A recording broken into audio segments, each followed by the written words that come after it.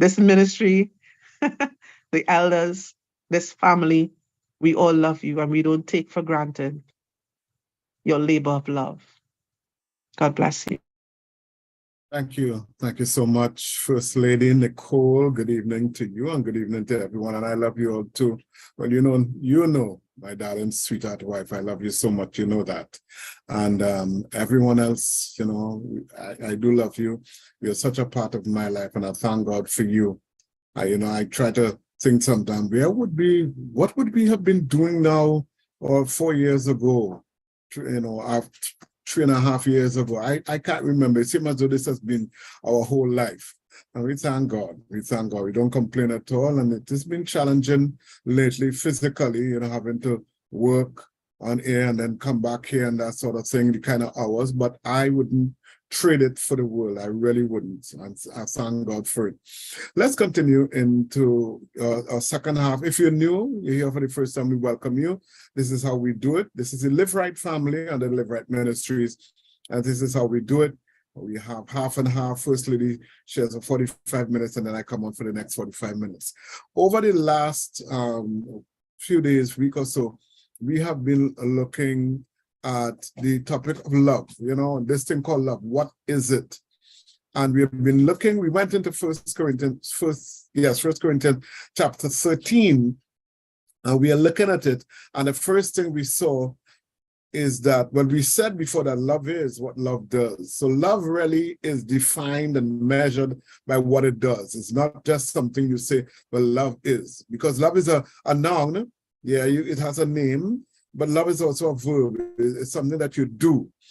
And so we have been looking at the attributes of love, the characteristics of love. And the first thing we saw is that love is patient. And we looked at what patient is. And we looked at two stories in the Bible of love.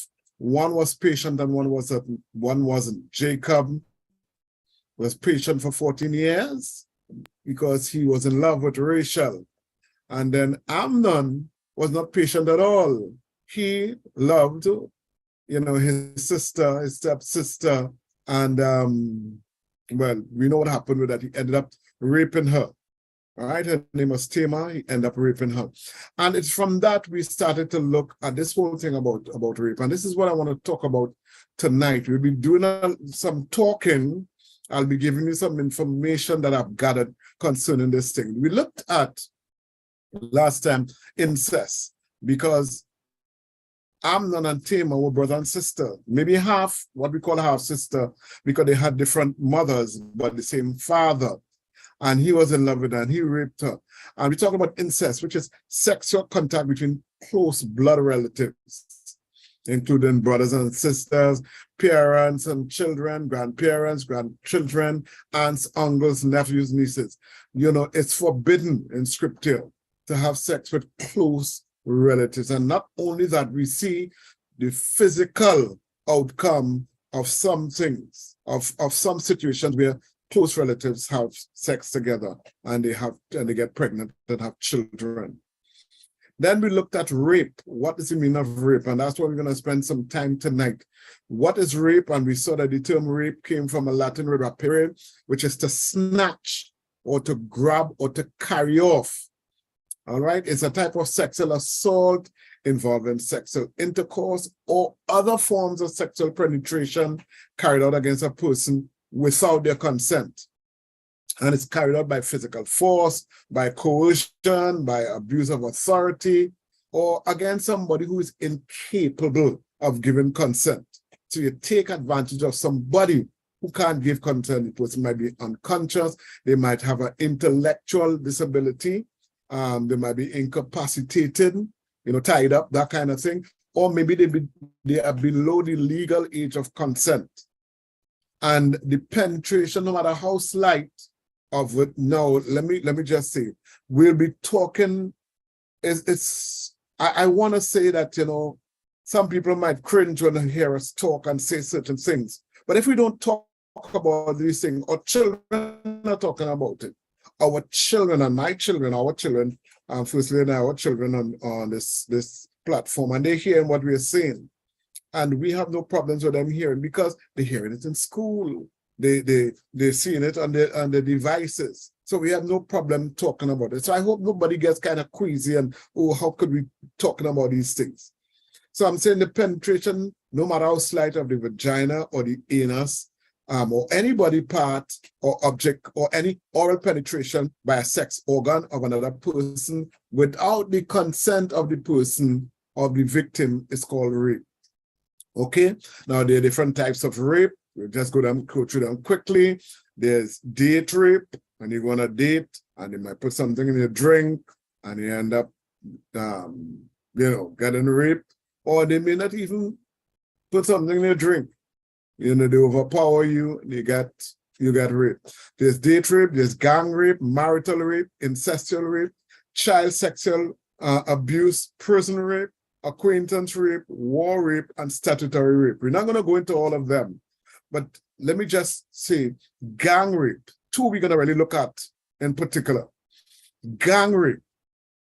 Now, this is information that I've gathered. Gang rape is often perceived by male perpetrators as a justified method of discouraging or punishing what they consider immoral behavior.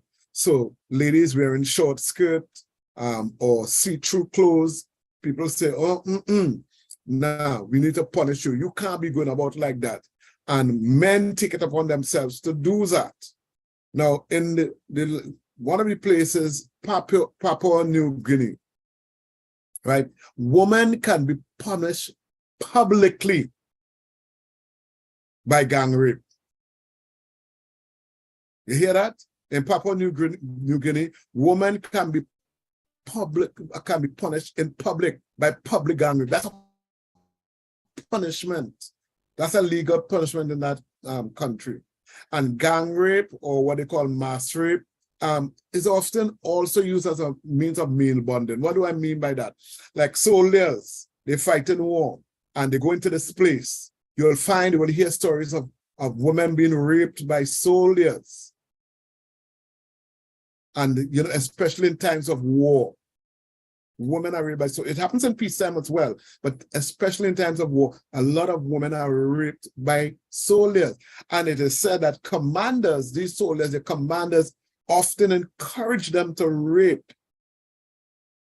Why? Because it builds loyalty among those involved. In other words, all of us in this thing, we can't sell out one another. So it builds that loyalty that the army tries to build it. Could you imagine that? And, in certain countries as well, rebel groups who have recruitment, and I think maybe in some gangs in this country and all, they encourage volunteers or people or new recruits to rape as part of the initiation.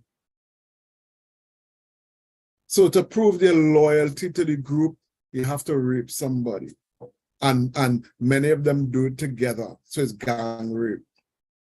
So gang rape is when it's done by more than one person, a gang, a number of people, they rape. Then we have marital rape or spousal rape, which is the act of sexual intercourse with your spouse without the spouse's consent. And it doesn't mean they force you. Once there is no consent, then it is considered rape. And it is considered a form of domestic violence and sexual abuse. Now, historically, sexual intercourse within marriage was regarded as a right of the spouse. As a matter of fact, the scripture talks about that. That it is your right to have sex with your spouse. But in some countries, even if you didn't consent to it was not considered rape. But now, many countries are saying once your spouse says no, then it is rape. Once your spouse says no, then it is rape. So I want to pause here for a second, and I want to get your thoughts on that. Do you think that that is the right thing? Do you think that as a married person, and I know we only have a few men here, and I'm not sure if all the men are married, but do you think it should be considered rape? If this is your right,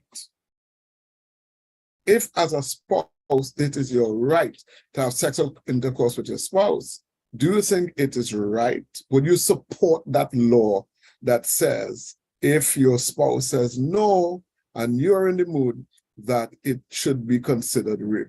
I know we discussed some of it already, but I want to just get some feedback from you. What do you think?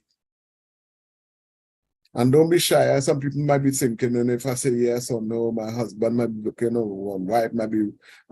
Please, let's be open. Let's be real. What are your thoughts?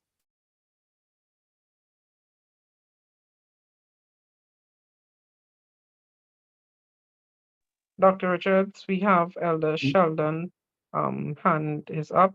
Sister Susan says yes. Nigel says no. Okay. Elder Sheldon, oh, could you look? Yes, hello? Yes, we're hearing you. Yes, go ahead. Yes, good night, everyone. Yes, I would support something like that, because even though, yes, legally it is your spouse, your wife or your husband, if the person says no, then no is no. And then on top of it too, you don't want to be a part of something if the person is not a willing participant, right? So if your wife says no, right, how could you really enjoy? Yes, you will satisfy your urge, but where that whole emotional connection and thing is concerned, it wouldn't be there. So it won't be the same, right? It really won't be the same. You know, so yes, I understand that yes, we're married, and yes, we're supposed to have that understanding between the two of us. But I mean, say if your spouse says no and you forcibly take it, yeah, right? You're ripping her or ripping him. Elder Sheldon, you said something there, and that might be true for people like you and myself, where the person is not a willing participant, and how could you get into that? That's how I feel. But there are men, Elder Sheldon, who ain't care. You willing or you're not willing, I need to satisfy myself. And that's how they feel. And so it doesn't matter to them. I've heard stories about women telling they're sleeping, and he come home and he want to satisfy himself. It doesn't matter. He even take any time to wake you up. That's how some men are. So while we, as I said, you and I, based on what you said, might feel that way, there are men, Elder Sheldon, who really ain't care. It doesn't matter to them, whether you are a willing participant or not. But then what that says to me is that emotionally is that you are basically immature, right, and selfish, right? So I mean, it's to each his own, right? But everybody have to basically assess themselves, because anybody who and I agree with you. Yes, there are some men that would just come and say, hey, I really look here, I in the mood for it, so I want it, right? But it tells me that you are very immature, right? Very immature and inconsiderate, right? So, and that wife should really consider who she have as a spouse, and vice versa too, because this goes both ways. Indeed. Yes, it does. Yes, it does. Thank you. Dr. Richard, we have Elder Sherry hands up, but I just have a few comments in the chat. There's this comment: I am married and I was verbally abused if I said no to the act of sex. Until I did therapy, my therapist told me that it was considered rape. So yes, because now I look at the act as now I look at the act as what it is. Then we have Minister Jiva said, yes, I will support that law because the other party may be sick or something. I also agree with Elder Sheldon. A few people agreeing with Elder Sheldon. Someone else said I could relate. It's sad. And Sister Debbie says men are like animals. I think she meant to say some men, but are like animals. They are without reasoning. Elder Ruth says sexual animals. And Jillian says if it makes you feel like it makes you feel like a piece of meat. Elder Sherry. Good evening, family. So as Dr. Richards was saying, I was thinking that, you know, for some men it's a thrill when you fight back or basically resist, you know, it's like it does something to them. So in the case of where Elder Sheldon was saying that, you know, if you're not in the mood and then you should how you would feel, you know, you mightn't be in it because there's no connection. But, you know, for some men that, you know, you're resisting, that kind of thing could actually stimulate them, you know, and cause them to continue with their act. And as they say, you know, my mother had a saying, she used to, well, I wouldn't put it in her terms, but she used to say, standing penis has no conscience. And that sometimes is proven to be a fact. Indeed. I want to ask this question though. But Dr. Before you ask the question, Dr. I want to say that I know personally, Elder Sheldon, of someone very close to me that I know, a dear friend. And she said to me that her spouse, Dr. Richards, she would be sleeping.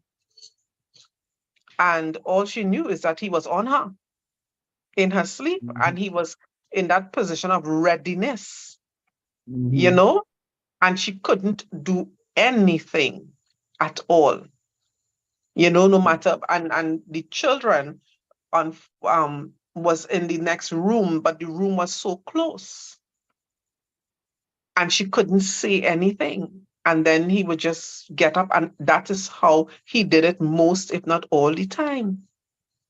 If she said no to him, he knew that he had to get it in the night, and she would try her best, she said, and she would, you know, try sleeping with her legs closed and realized it was uncomfortable. So she started sleeping with tights.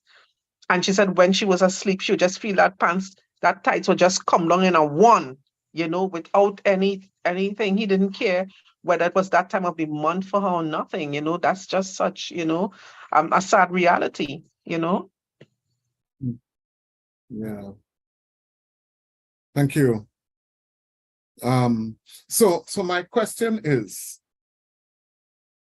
or my first question is, women have to educate the men. Why would a woman say no? Help us to understand. Why would a woman say no? What are some of the reasons? Because men seem to be clueless sometimes about these things. You don't understand. So why would a woman say no? We have no hands up, but there's a question, Richard. And the question is it okay to deny your spouse sex? That's the question. I am asking because I don't understand why a husband or wife would deny each other that it would reach to that extent. Right? Well, basically, that's the same question I'm asking. That's the Right. same question I'm asking. Jillian says, sometimes you are tired. Nigel is liking your question. Heather says, sometimes for me, I'm tired and just not in the mood. Then we have another comment. She had a hard day at work and she's tired. Tiredness, not in the mood. Sometimes if they are not been treated right, you know, they would say no. We have two hands up. Sister Debbie, and after Sister Debbie, we have Elder Sherry. Good night. Professor, you know, there's I'm going to say all them know, but of course, men doesn't know what women does be going through in their body, right? It have a certain time of the month. I don't know if I could speak for every woman on board, right? But it have a certain time of the month, women that just feel withdrawn from this thing, right? We doesn't want no kind of connection. We don't want no kind of intimacy or anything like that. And sometimes these are the time when men will want to make the advances now, right? And men, but like I said, thanks Sister Nico for correcting, some men are like animals. Don't matter how we tell them, honey, I'm not in the mood, honey, I'm tired, honey, I'm just not feeling, you know? But men don't take the time to know the partner either, because if you know you have an active, freaky wife and them thing, and you make advances to her and you find she's not the person tonight, you're supposed to don't know, hey, something is up. But, you know, some men really can't reason with them, you know. You know, it have a lot of different things women just go through, as the other sisters on them said, but is, you know, that's why we will say no. Now, women like to teach men. We like to teach men what satisfies us, right? And if we're not getting it, you know, we tend to say, baby, let me show you something, let me show you something. When the man do make the advances towards that now, as you rightfully say, we're not in the mood, they will get upset. Because you just show me something and now I want to try it out. You're saying you're not in the mood. But women just go through a period of resistance or abstinence, you know, within themselves during the course of the month. So that's one of the reasons why we just say no, you know. Okay. Sometimes. Thank you.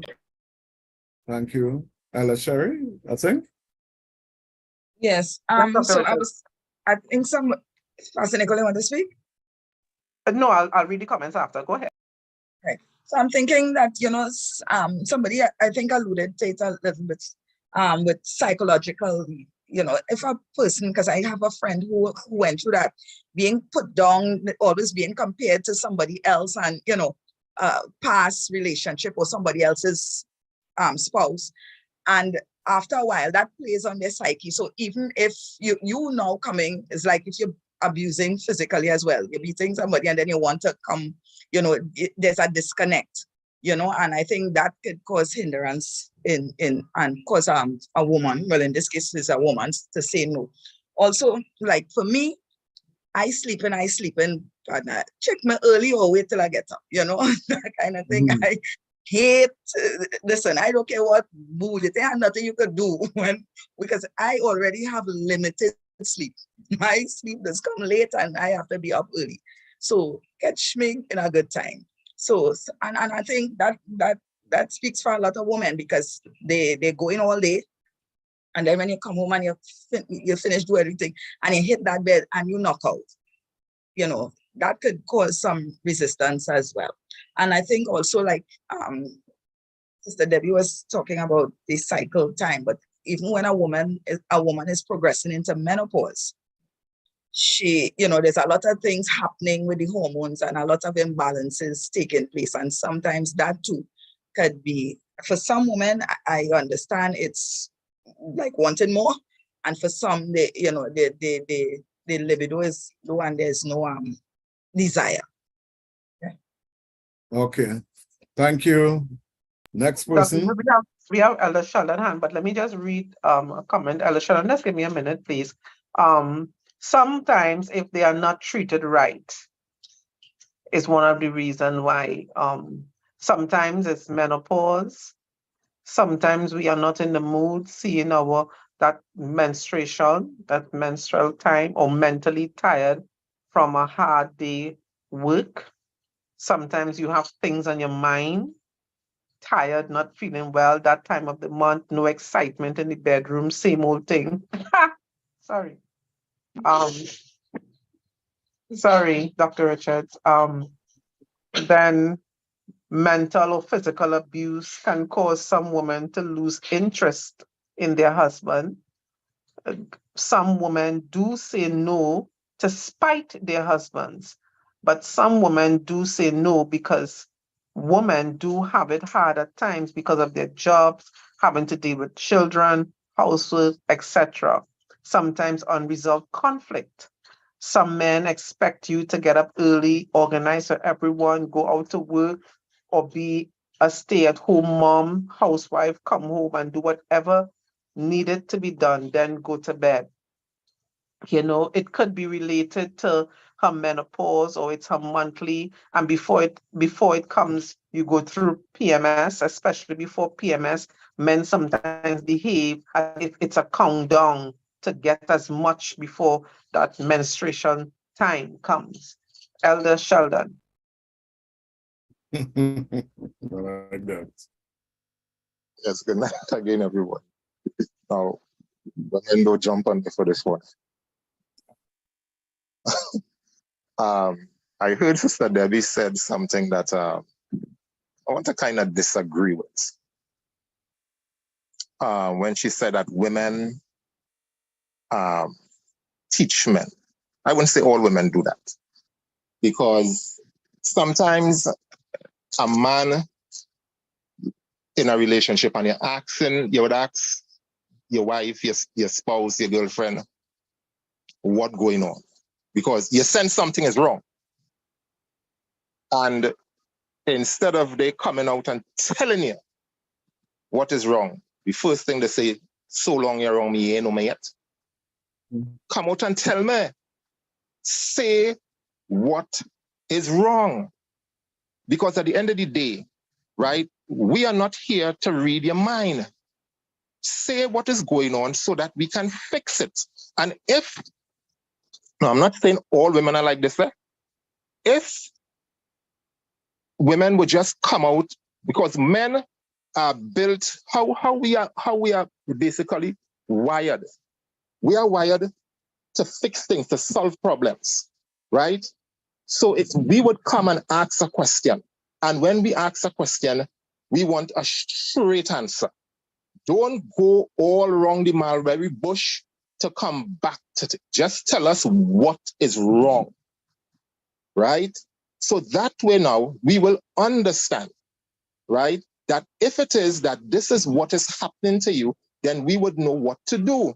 But if you turn and tell me, well, so long you're wrong, man, you don't know.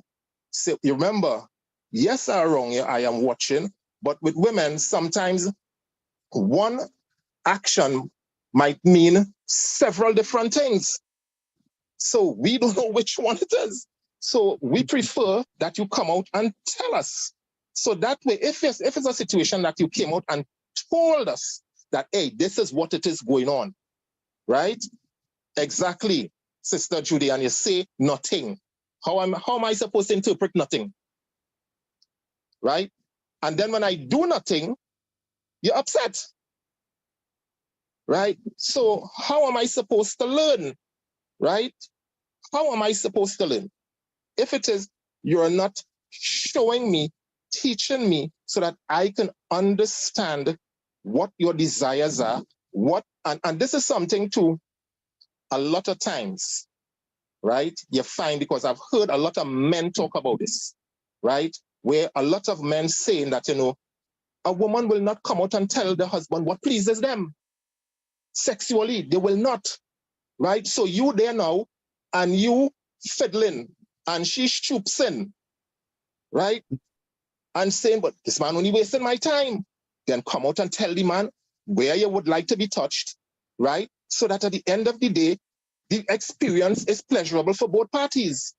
As opposed to you just come and say, slam bam, thank you, man. Because at the end of the day, if the man know exactly where that you need, where you like to be touched, he will touch there, right? So just be straight and come with us, come and tell us what is going on and stop playing these games.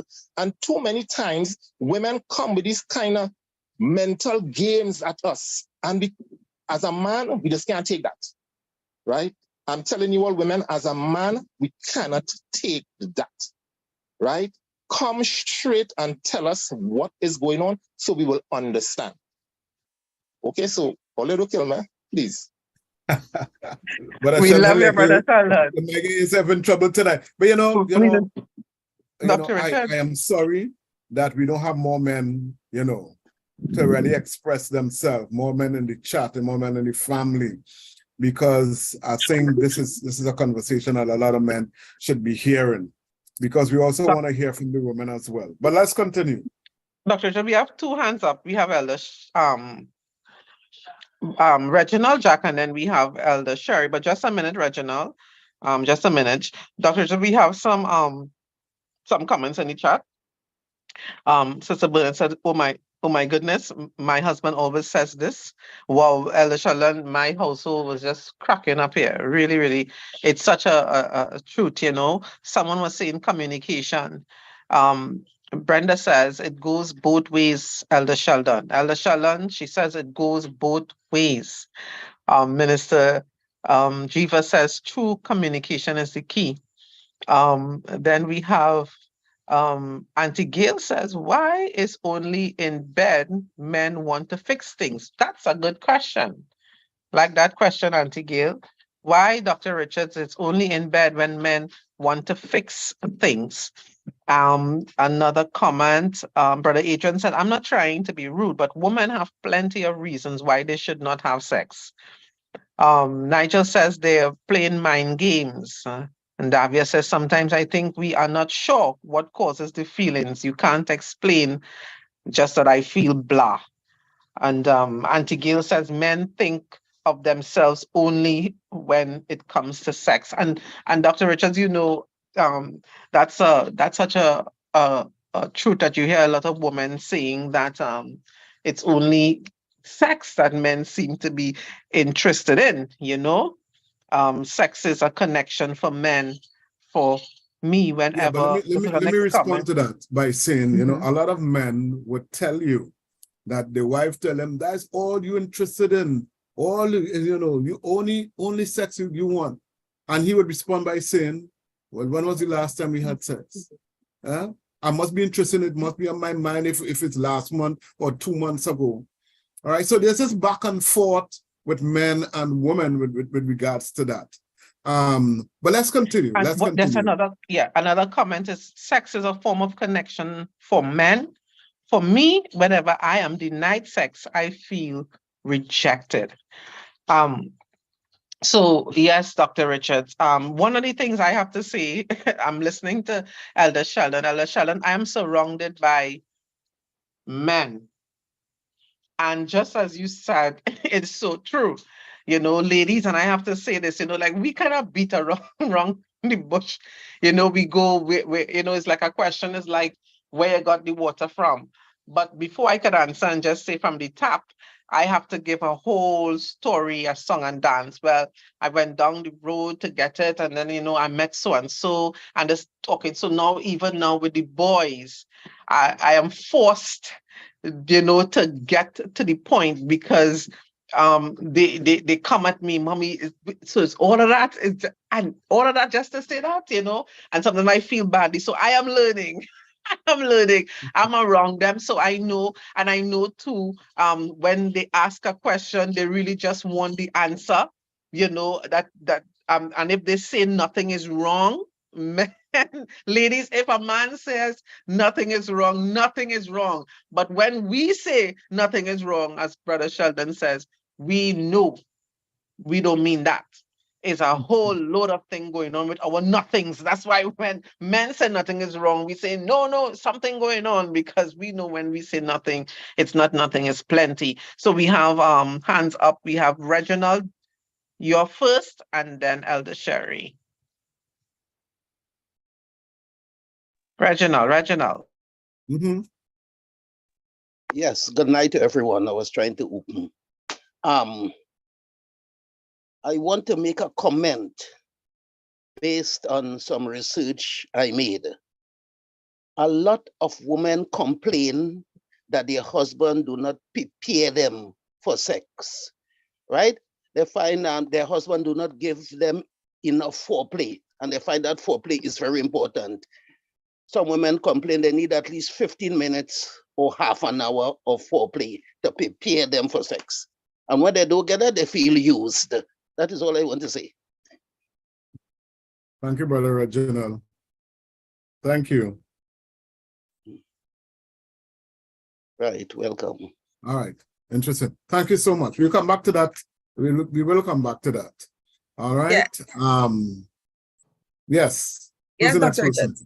So when as Brother Sheldon was speaking about, you know, women not don't want to say where they want to be touched and stuff like that. And my mind just went back to when we were having this discussion about masturbation and stuff like that.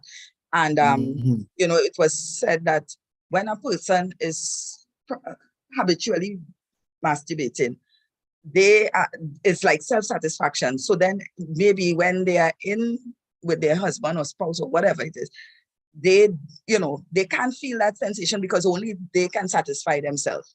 You know, it's like a mind thing because I know me, you know, and I don't think you know me enough to satisfy me. So that just came back to me. Another thing is I had a chuckle there because you were saying about women saying that men are always after them for sex and women saying because they don't get, so that's why they have to be continually pursuing. So I remember when I had my son, I indicated I had some nerve damage and stuff. So as I said, I had no desire. And one time we were folding clothes. I told my husband, I said, why you put this underwear? That was either my daughter or his daughter. You know, I said, why you put that underwear with me? That's about the way. Yeah, when last I see your underwear. So, and that and that sent me into a tailspin where I had to actually kind of work on my mind to bring myself into, you know. So I know it was a cry for help. Thank you. You know, we need to talk about these things some more. I am getting, you know, from people that there's some real issues here that we need to talk about. We need to discuss. Dr. Richards, there's one comment here. Staying alone is the safest position for me. That's one of the comments. Yes, and Adrian is agreeing with that comment that Brother George made there, Dr. Richards. I'm just loving this teaching, doctors. I'm learning too. I'm learning. But you know, can I say this, and Elder Sheldon, if he can, Dr. Richards, and you too, I think men if they and we have to be real with that, if a man gets sex from his wife on Monday and nothing happens Tuesday, he reacts as if one day to him is a month. And if he comes and say, no, it's so long I get sex, you know, and talking to her Wednesday, and when she said, but it's Monday, and he's like, but it's Monday, Tuesday, a whole day gone. Today's Wednesday. You understand what I'm saying? It is a reality, you know. And Sister Debbie, hand is up. Okay. Yeah, Professor, I have a question, right? I know time is upon us, so you may not be able to answer it now, right? But my colleague and I will listen. My colleague listening on tonight with me, right? And just before we started the segment tonight, we were talking about the same topic, you know. So okay, we'll get to the question. The question is, do you think it is wrong for we women, right, that if a man meet you, we see you, you know, this thing the communication that's go these days via WhatsApp or whatever, or Facebook, and they get your phone number, they contact with you, and they hello, hi, how you doing? And the question they're asking, you know, when can I see you? When can we meet? I want to do this to you and I want to do that to you. You, the woman now, you bought mute because you know, you cut them off because remember you're not on that, right? You into getting to know the person and everything. Do you think it's wrong that we women, or do you think we have too much of a self-esteem, high esteem, where a man have this approach where he want to get into the proper word bed, you know, right? Do you think it is wrong for us when we said I don't want to communicate with he anymore because the first thing on his mind is that you don't even want to get to know me. We were saying tonight, where is the gentleman outside here? Where is the love? Because our officer said women need material things, men will give it to her because he needs something from her. He just needs to feel the grip, so to speak, right? Or he just needs that. So if a woman now said, I don't want to talk to you anymore because your first impression it didn't last, you want to get into bed with me, and we give him the the off signal. Are we wrong for doing that? Or you think we should just let them know, here what, I'm not interested in that, but could we meet on a different level, or I'm not in that conversation and them kind of thing. Why does men always have to be using sex? You know, everything on the mind, the first thing on the mind, you never met me, never seen me before, but the first thing is, I want to get into bed with you. And we women, all the too uptight, all they always love, all they never get to know you first, I want to be your friend. Are we wrong for doing that? Where is the love? Where is the gentleman and them? Let me ask you this question. If you meet a man and he says, listen, I want to meet you, I want all the money you have. Or if I want to meet you, I want to kill you. Or I want to meet you because he has made his intention clear. Why would it be wrong for you to say, no, this is not what I want? Exactly. I would say no. And it doesn't have to be just sex alone. Again, you have to determine. One of the things we want to teach our young ladies is to, ladies, not just young ladies, to value yourself. Who are you? That's why we've been asking the question, who are you? You've got to put a value on yourself. Is this what you want for your life? Is this how you want to be seen as an object, you know, a sexual object? I would say to you straight away, you know, block him, get rid of the number, whatever it is, because he has made his intention known. It's either that or you go along with it and say, you know, and give him what he wants. So if he has made his intention known to you, then what would be wrong with you to say, no, this is not what I want, especially as a child of God, especially as a believer. All right. Now, I say it's 9:28. We have to wrap up here, but I want us to continue. Dr. Richard did have some comments, I know. Yeah, I know. Can I read it? Have the comments. But I just want to say, you know, we're going to, right after these comments, we're going to wrap it up and we're going to try and see what we can do tomorrow night. Yes. All right. Okay. Women need to know their husband. And that's because of how they are built. Someone says this kind of skip a day thing, this drive a man outside. And another comment, we are created like that because I know that all the men in the world did not plan to behave like that.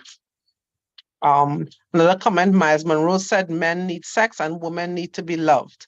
Another one, well, that tells you all about the type of men they are.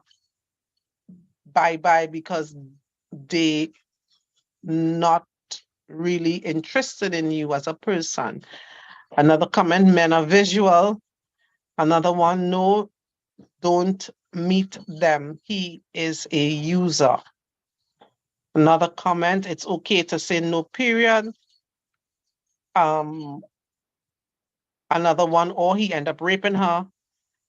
And someone says, I block one time. And that's the comments. Okay.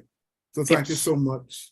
Thank you so much. It's 9:30 already. I don't like to keep you after the time. So we will pick this up right where we leave off tonight. We'll pick this up tomorrow because there are many things here that we need to talk about based on those comments that you've made. There's lots that we need to talk about. One of the things I would end by saying though is that when we have these type of issues, it really shows us the state of our relationship with us and our spouse. If you have to say no to your spouse, one, it tells you something. If you have to say, if a spouse has to force himself or herself on the spouse, it says something about the relationship. So this is one of the things that we want to discuss as well. But we'll pick that up tomorrow night, God's willing. Thank you so much. Thank you so much for your comments. And again, invite somebody. Let them know we've been real. We're talking about things that we need to know about as male, as female, as men, as women. These are the things that we need to talk about that you don't really get people talking about. But we need to talk about them because there are people here, I'm sure, there are many of us with issues and challenges. And if we don't talk about it, we'll continue to have these issues and challenges. Okay?